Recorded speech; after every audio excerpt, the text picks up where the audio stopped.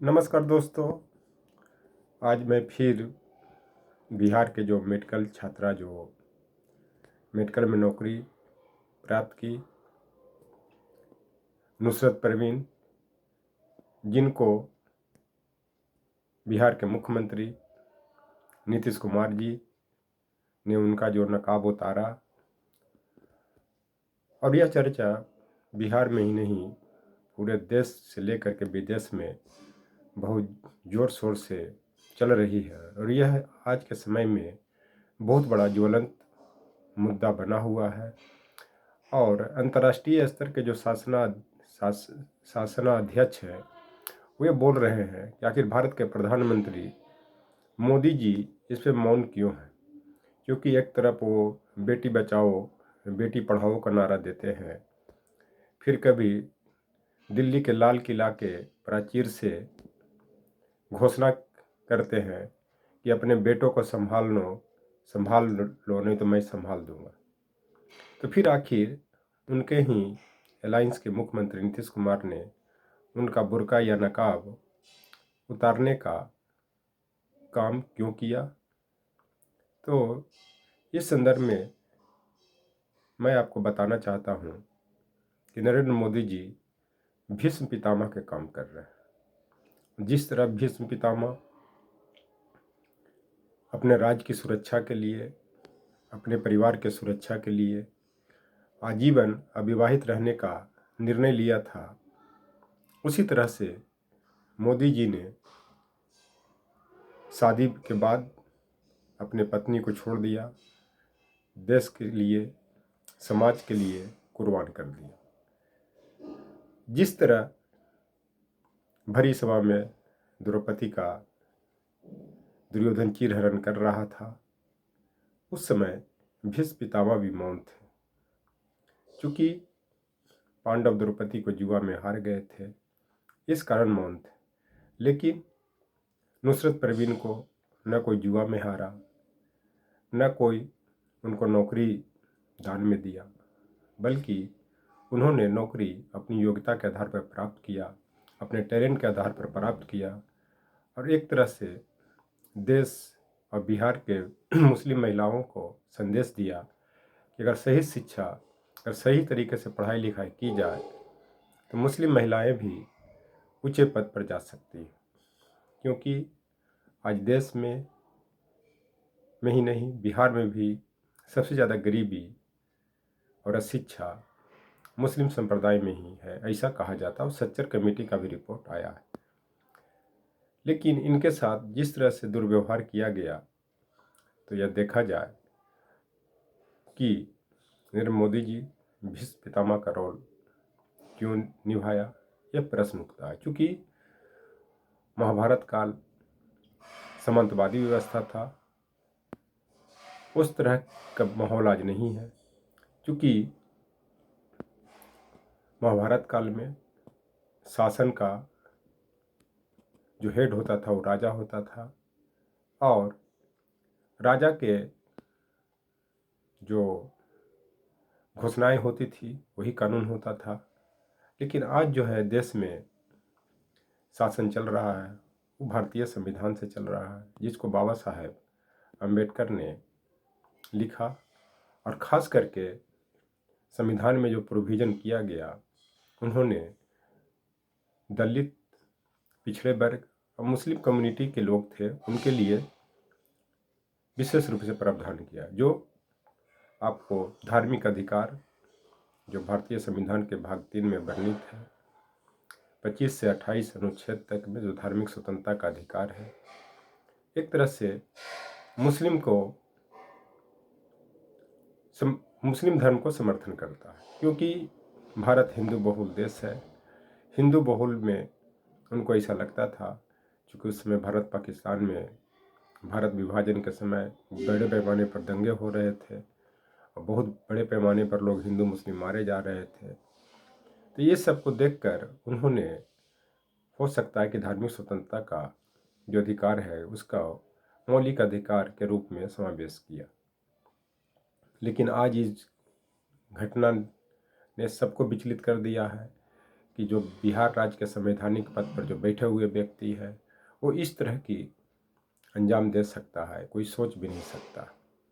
जबकि इनको तत्काल पद से इस्तीफा दे देना चाहिए या इनको मुख्यमंत्री के पद से बर्खास्त कर राष्ट्रपति शासन लगाना चाहिए। सबसे बड़ी दुख की बात यह है कि बिहार के जो गिरिराज सिंह जैसे प्रतिष्ठित मंत्री, पढ़े लिखे व्यक्ति, जीतनराम मांझी जो अपने आप को दलित के मसीहा मानते हैं, मुस्लिमों के मसीहा मानते हैं, उन्होंने भी नुसरत परवीन के खिलाफ असभ्य भाषा का प्रयोग किया, जो बहुत ही दयनीय है। तो एक कहावत है, सैया भइल कोतवाल अब काहे को डर। इस मुहावरा का तात्पर्य यह होता है कि इनके जो रक्षक हैं, जो सैया हैं, वो प्रधानमंत्री जी हैं। जैसे महाभारत काल में भीष्म पितामह को सबसे बड़ा पुरोधा माना जाता था, उनकी बातों का उल्लंघन लोग नहीं करते थे, तो उन पर सारा राज्य का और समाज का सुरक्षा से लेकर के शासन व्यवस्था की जिम्मेवारी उन पर था। उसी तरह से आज के संदर्भ में जो बिहार के शासन व्यवस्था की जो जिम्मेवारी है, देश के प्रधानमंत्री नरेंद्र मोदी जी और गृह मंत्री अमित शाह जी पर है। लेकिन आज हुए नरेंद्र मोदी जी भीष्म पितामह की तरह मौन धारण किए हुए हैं। फर्क सिर्फ यह इतना है कि उस समय भरी सभा में द्रौपदी का चीरहरण किया जा रहा था। आज वर्तमान समय में नुसरत परवीन की भरी सभा में संवैधानिक पद पर बैठे लोग और संवैधानिक मंच पर उनका नकाब या बुर्का उतारा जाता है, तो उस पर ये लोग मौन धारण करते हैं। उस समय द्रौपदी को चीरहरण जब हो रहा था तो भगवान कृष्ण ने आकर के बचाया, उनकी लाज बचाई, कपड़ा को विस्तार किया, साड़ी को विस्तार किया, जिसके कारण उनकी लाज बची। उसी तरह से आज नुसरत परवीन के समर्थन में या इनको रक्षा में जो भी बोल रहे हैं वो कृष्ण के रोल अदा कर रहे हैं। क्योंकि जो भी आज के संदर्भ में जो बोल रहे हैं, खास करके जो धर्मनिरपेक्ष व्यक्ति हैं, इंडिया अलायंस के जो धर्मनिरपेक्ष व्यक्ति हैं जो बोल रहे हैं, वो एक तरह से कृष्ण की रोल का अदा कर रहे हैं। क्योंकि जो भी सत्ता पक्ष के लोग हैं, किसी ने नहीं कहा कि नीतीश कुमार जी ने गलत काम किया है, इनको तत्काल पद से इस्तीफा देना चाहिए। गलत तो छोड़िए, उनके समर्थन में लोग उतर आए हैं कि जो उन्होंने किया वो अच्छा किया, अगर नुसरत परवीन को नौकरी करनी है करे, ना तो जहन्नुम में जाए, इस्तीफा दे दे। और लोग, बड़े लोग, इनके जो एनडीए के लीडर हैं, नीतीश कुमार के समर्थन में आ गए।